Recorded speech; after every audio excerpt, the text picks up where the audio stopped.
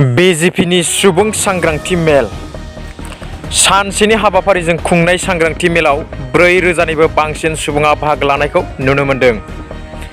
उदालगुरि जिल्ला गलमागाव high school गेवलां गेलेग्रा फोथाराव BJP दोलोनि सुबुं सांग्रांथि मेलखौ दिनै खुंफुंबाय।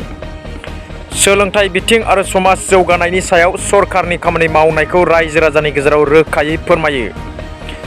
हाबाफारियाव बाहागो लायो आसामनि सोलोंथाइ मन्त्रि डक्टर रनज पेगु, मन्त्रि दिलीप शइकिया आरो BJPनि गोबां दैदेनगिरि बिथांमोनाबो बाहागो लानायखौ नुनो मोननाय जादों।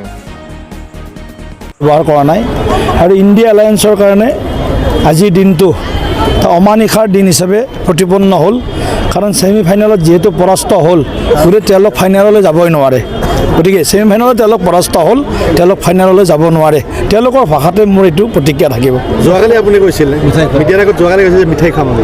নিশ্চিতভাৱে আমাৰ মিঠাই ৰেডি আছে। এতিয়া আমি মিঠাই বিতৰণ কৰিম, কাৰণ 5খন ৰাজ্যৰ জনসাধাৰণৰ তাৰ ভিতৰত 4খনৰ যি ফলাফল আজি ঘোষণা হৈ আছে, 3খন ৰাজ্যতেই ভাৰতীয় জনতা পাৰ্টীয়ে প্ৰায় 2/3 মানে আসন লাভ কৰি জনতাৰ আশীৰ্বাদেৰে চৰকাৰ গঠন কৰাৰ দিশে অগ্ৰসৰ হৈছে।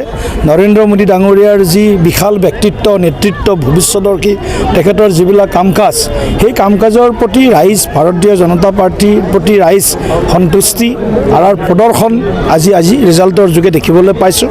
আৰু আমি সকলোৱে জানো মোদীজীৰ যি নেতৃত্ব আৰু গোটেই যিটো ভাৰতবৰ্ষত ভাৰতীয় জনতা পাৰ্টীৰ উত্থান, এইটো সমান্তৰালভাৱে এটা মুদ্ৰাৰ ইপিঠি আৰু সিপিঠি। গতিকে মোদীজী তৃতীয়বাৰৰ কাৰণে প্ৰধানমন্ত্ৰী হিচাপে আকৌ শপত লোৱাৰ বাবে দেশবাসী আজি সাজু হৈছে।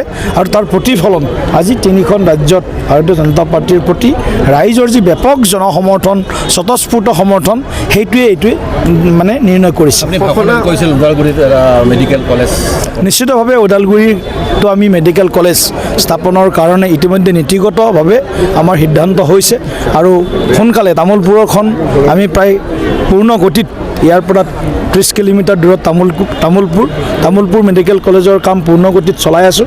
আৰু এইখনৰ সমান্তৰালভাৱে আমি ওদালগুৰিতো কিছু সময়ৰ ভিতৰত আমি ওদালগুৰিতো এখন মেডিকেল কলেজ আমি নিশ্চিতভাৱে প্ৰতিষ্ঠা কৰিম। নিৰ্বাচন হ'ল 5খন ৰাজ্যত। আমি যদি চাওঁ তুলনামূলকভাৱে গাঁৱৰ অঞ্চলত কিন্তু আপোনালোকৰ ভোটৰ সংখ্যা বাঢ়িছে, আৰু সমান্তৰালভাৱে কিন্তু যদি চোৱা যায় চহৰীয়া অঞ্চলত ভোটৰ সংখ্যাটো কমা বুলি ইতিমধ্যে পৰ্যবেক্ষকসকলে বা সেই কথাটো উত্থাপন হৈছে। আৰু এনেকুৱা ক্ষেত্ৰত কথাটো হ'ল এই গোটেই নিৰ্বাচনটোৰ ইছ্যুবিলাক বেলেগ আছিলে।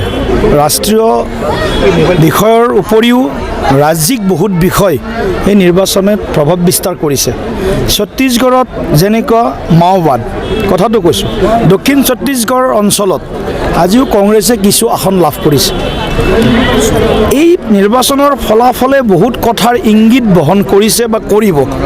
ক'ত কংগ্ৰেছে আগবাঢ়িছে, কোনটো অঞ্চলত আগবাঢ়িছে, এই কথাবিলাক হয়তো আজি সন্ধিয়া কাইলৈৰ ভিতৰত সমগ্ৰ বিশ্লেষণ অহাৰ পিছত আমি উপলব্ধি কৰিম, ৰাইজে উপলব্ধি কৰিব যে কংগ্ৰেছৰ ভোট বেংক, কংগ্ৰেছৰ সমৰ্থন ক'ত আছে। পাৰ্টিকুলাৰ কিছু অঞ্চলত কংগ্ৰেছৰ সমৰ্থন আছে, য'ত মাওবাদৰ প্ৰভাৱ আছে, য'ত সংখ্যালঘু ভোটৰ প্ৰভাৱ আছে, য'ত মানে সাম্প্ৰদায়িক মেৰুকৰণৰ প্ৰভাৱ আছে। এইবিলাক অঞ্চলত কংগ্ৰেছ কিছু পৰিমাণে অলপ ফল পাইছে। কিন্তু ভাৰতীয় জনতা পাৰ্টীত দুখীয়া গৰীবৰ পৰা আদিবাসী, জনগোষ্ঠী, জনজাতি সকলো লোকে ভাৰতীয় জনতা পাৰ্টীক মূৰৰ চুলি ছিঙি আশীৰ্বাদ দিছে। আৰু তাৰ পৰিণামস্বৰূপে আপোনালোকে চাওক, মধ্যপ্ৰদেশত BJPৰ 17 বছৰ চৰকাৰ চলি আছে। তাৰপিছতো আমি সদায় এটা শব্দ শুনি থাকোঁ, এণ্টি এষ্টাব্লিছমেণ্ট, এণ্টি ইনকামবেঞ্চি।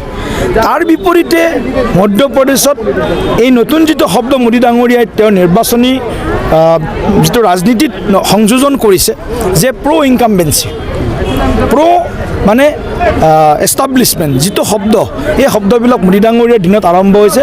ৰাজস্থানত আজি 2/3 মেজৰিটি লাভ কৰি এণ্টি ইনকামবেঞ্চি শব্দটো তেওঁ ডিক্সনাৰীৰ পৰা নাইকিয়া কৰিলে। ভাৰতীয় জনতা পাৰ্টীৰ যি বিকাশৰ ৰাজনীতি, সেই ৰাজনীতিত এণ্টি ইনকামবেঞ্চি শব্দটো মোটামুটিভাৱে নাইকিয়া হোৱাৰ কাৰণে মোদী ডাঙৰীয়াই যি বিগত 9.5 বছৰত কাম কৰিছে, সেই কামৰ দাম আজি 4খন ৰাজ্যবাসীয়ে দিয়াৰ কাৰণে আজি আমি সেই প্ৰতিফলন দেখিবলৈ পাইছোঁ। সনাতনীক অপমান কৰা ফল লাভ কৰিছে বুলি নিশ্চিতভাৱে সনাতনীক কংগ্ৰেছ ইণ্ডিয়া এলায়েন্সৰ নেতৃত্বই ষ্টেলিনৰ পৰা আৰম্ভ কৰি যি ধৰণে খড়গেলৈকে, খড়গে ডাঙৰীয়ালৈকে সদায় তেওঁলোকে সনাতনীক অপমান কৰিছে, সনাতনী সংস্কৃতিক অপমান কৰিছে। কিন্তু সনাতনীক অপমান কৰাটো কোনো সনাতনীয়ে ভাৰতবৰ্ষত থকা ভাৰতবৰ্ষৰ সভ্যতা সংস্কৃতিক ভাল পোৱা কোনো লোকে এই ধৰণৰ শব্দ গ্ৰহণ নকৰে। এই ধৰণৰ শব্দৰ উচিত প্ৰত্যুত্তৰ এই মধ্যপ্ৰদেশত বা ৰাজস্থানত বা তেলেংগানাত বা ছত্তীশগড়ত আজি ৰাইজে দিছে।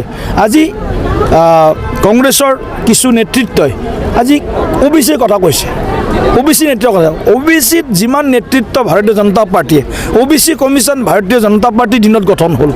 মধ্যপ্ৰদেশৰ মুখ্যমন্ত্ৰী নিজে OBC শিৱৰাজ সিং চৌহান, তাতে গৈ যদি OBCৰ কথা প্ৰসংগ কৰে তেনে ৰাহুলৰ দিমাগ, প্ৰিয়ংকা গান্ধীৰ নেতৃত্ব তালৈ কুৱেশ্যন আহিছে। এইটো কংগ্ৰেছৰতো পৰাজয় হয়েই। ৰাহুল গান্ধী আৰু প্ৰিয়ংকা গান্ধীৰ যে ৰাইজে যে নস্বাত কৰিছে সেই কথাটো প্ৰমাণ হৈছে তেওঁলোক যে অপৰিপক্ক ৰাজনীতিবিদ। কেতিয়া কি ৰাজনীতি কৰিব লাগে, কেতিয়া ক'ত ৰাজনীতি কৰিব লাগে সেই কথাটো তেওঁলোকে আজিলৈকে যে শিকা নাই, সেই কথাটোকে প্ৰতিফলন হৈছে আজিৰ ফলাফলত। বদৰুদ্দিন আজমলে এটা কথা প্ৰতিক্ৰিয়া তেওঁ ব্যক্ত কৰিছে যে বিজেপিত যোগদান কৰিব লাগে ভূপেন বৰাই, আদৰি ল'ব নেকি? বদৰুদ্দিন আজমলে কি কৈছে সেইটো আমাৰ ডাঙৰ কথা নহয়। বদৰুদ্দিন আজমল আৰু ভূপেন বৰা বেলেগ নেকি? তেওঁলোকতো মানুহৰ চেহেৰাই বেলেগ, তেওঁলোকৰ মন এটাই। মই বাৰে বাৰে কৈ আছোঁ, কংগ্ৰেছ UDF তেওঁলোক বেলেগ নহয়তো, দুটা চিম্বল। কিন্তু আপুনি আজি চাওক, ইয়াত যদি আপুনি কেণ্ডিডেট দিয়ে কংগ্ৰেছৰ মোৰ 2019 চনৰ নিৰ্বাচনত UDF-এটো কেণ্ডিডেট নিদিলে, দিলে নেকি? এনেইতো বাহিৰত কৈ থাকে, কুস্তি যুদ্ধৰ কথা কৈ থাকে, কিন্তু ভিতৰত যিটো ইণ্টাৰনেল আণ্ডাৰষ্টেণ্ডিং তেওঁলোকৰ যিটো বুজাবুজি সেইটোতো আমি 2005 চনৰ পৰাই দেখি আহিছোঁ। গতিকে বাহিৰত মানে কুস্তি, ভিতৰত দোস্তি, এইটো UDF কংগ্ৰেছৰ এটা চিৰাচৰিত প্ৰতিষ্ঠা কালৰ পৰাই তেওঁলোকে এইটো নীতি নিয়ম মানি চলি আহিছে। কিন্তু এতিয়া আৰু সেইদিন নাই। সংখ্যালঘু মানুহে কথাবিলাক বুজি পোৱা আৰম্ভ হৈছে, কাৰণ আমি ৰাস্তা বনাইছোঁ, হিন্দুও গৈছে, মুছলমানো গৈছে, হস্পিটেল বনাইছোঁ, হিন্দুও গৈছে, মুছলমানো গৈছে, স্কুল বনাইছোঁ, কলেজ বনাইছোঁ, হিন্দু ল'ৰা ছোৱালী পঢ়িছে, মুছলমানৰ ল'ৰা ছোৱালী পঢ়িছে, প্ৰধানমন্ত্ৰী আৱাস যোজনা দিছোঁ, কৃষক সন্মান নিধি দিছোঁ, অৰুণোদয় আঁচনি দিছোঁ, মাইনাও চোৰাং বিধাংগী দিছোঁ, জ্ঞান চোৰাং বিধাংগী দিছোঁ, বৃদ্ধ পেঞ্চন, বিধৱা পেঞ্চন দিছোঁ। সকলো আঁচনিত হিন্দুৱে যেনেকৈ পাইছে মুছলমানেও তেনেকৈ পাইছে। ইয়াৰ পূৰ্বে কিন্তু হিন্দুসকলক, সনাতনীসকলক প্ৰতিটো আঁচনিৰ পৰা বিৰত ৰখা হৈছিল। প্ৰতিখন আঁচনিত আমাৰ সনাতনীসকলক বাহিৰত ৰখা হৈছিল। তো সনাতনী সত্তাটোৰ জাগৃত হৈছে আৰু তাৰ লগে লগে নৰেন্দ্ৰ মোদী ডাঙৰীয়াৰ নেতৃত্বত সবকা সাথ সবকা বিকাশ, সকলোকে লগত লৈ সকলোৰে বিকাশৰ যিটো মন্ত্ৰ সেই মন্ত্ৰটোৱে আজি কাম কৰিছে আৰু ৰাইজ আজি, সংখ্যালঘু ৰাইজ আজি ভাৰতীয় জনতা পাৰ্টীৰ প্ৰতি আজি আকৰ্ষিত হৈছে। সমষ্টি, অসমৰ সকলো লোকসভা সমষ্টিত আমি এটা ছিৰিজ অফ আমি গণসমাৱেশ আৰু সাংগঠনিক কাৰ্যসূচী ৰূপায়ণ কৰিছোঁ। ইতিমধ্যে যোৱা দিনকেইটাত ওদালগুৰি বিধানসভা সমষ্টিৰ বুথ সমিতিসমূহ শক্তিশালী কৰাৰ পাছত আজি আমি এখন সমাৱেশত সকলো মিলিত হ'লোঁ আৰু ৰাইজে উৎসাহ উদ্দীপনাৰে ইয়াত সমবেত হৈ এই ইংগিত বহন কৰিছে যে আকৌ এবাৰ মোদী চৰকাৰেই হ'ব। ডিষ্টিংশ্যন লৈ উত্তীৰ্ণ হয় বুলি কৈছে। নাই, আজি 4খন ৰাজ্যৰ গণনা হৈছে। মিজোৰামৰ কাউণ্টিং আজিও হোৱা নাই। আজি যিহেতু দেওবাৰ, এখন খ্ৰীষ্টান প্ৰধান মানে এখন ৰাজ্য, কাউণ্টিং তাত কাইলৈ হ'ব। 4খনৰ ভিতৰত 3খনত আমি অগ্ৰগতি লাভ কৰি চৰকাৰ গঠনৰ ফালে আগবাঢ়িছোঁ। গতিকে সেইটো আমাৰ 75% এচিভমেণ্ট। গতিকে এইটো আমাৰ হ'ব যে এইটো আমাৰ কাৰণে ডিষ্টিংশ্যন। আপোনাৰ আজি এটা কথা উত্থাপন হৈছে যে আপোনাৰ দৰং ওদালগুৰি সমষ্টি বিগত আমি যদি চাওঁ 5টা টাৰ্মে আচলতে দখলত থাকিল বিজেপি, মন্ত্ৰিত্বৰ দাবী উত্থাপন হৈছে। এইটো নৰেন্দ্ৰ মোদী ডাঙৰীয়া আমাৰ নেতা আছে, ভাৰতীয় জনতা পাৰ্টী আৰু মিত্ৰ দলৰ যি নেতৃত্ব আছে সেই শীৰ্ষ পৰ্যায়ত ইয়াৰ সিদ্ধান্ত হ'ব। এই বিষয়ে আমাৰ কোনো মতামত নাই।